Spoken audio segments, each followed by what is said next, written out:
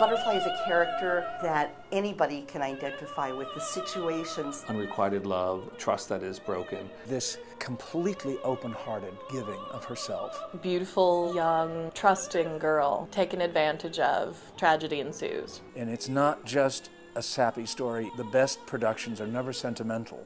They're always fierce, and you're always hoping she won't be crushed this time. That spirit will win. That's one of the things that I think is very special about this production, is that it really puts the emphasis on the moment-to-moment choices and emotions that the characters have. It has the abstractness that music has. This is a production that I think strips away a lot of the visual baggage that has grown up around the piece for so many years. It allows the piece to be the piece. It's not about, cherry blossoms. It's really allowing the piece to speak for itself. The basic thing about the production is this concept of these figures floating against an indeterminate universe and a sky that sort of absorbs their feelings and mirrors them, and then in some cases is disinterested. So much of the eloquence of the production comes from the lighting. Robert Wurzel's lighting design is the soul of the production, I feel. One of my great influences is Wieland Wagner, who changed the way opera was done at Bayreuth. Everything became extraordinarily simplified, and it all became about light.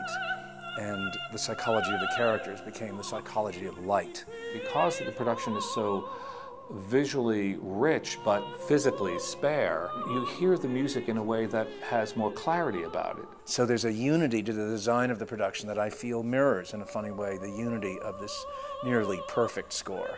It's like nothing you've heard before.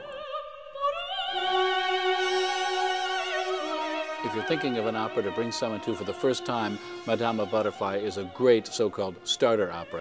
One of the most beautiful moments for me in the opera is the end of Act 2, which is the humming chorus. This wordless chorus. With the pizzicato and the strings. Bum, bum, bum, bum, bum, bum, bum, bum, bum, bum. It's not people, it's a sound that happens. Truly one of the most beautiful sections of music in all of opera, and it's really heartbreaking too. You have to go through a whole emotional range in that condensed time that we can do in the theater. What's exciting to me about the cast of Butterfly is the return of Xu Ying Li in the title role. Her emotional journey, the acting that she does in this role, in addition to her glorious voice, is incredibly special and very moving. And you may have seen her perform the role in the telecast on PBS, but I promise you it is nothing like seeing her perform it live.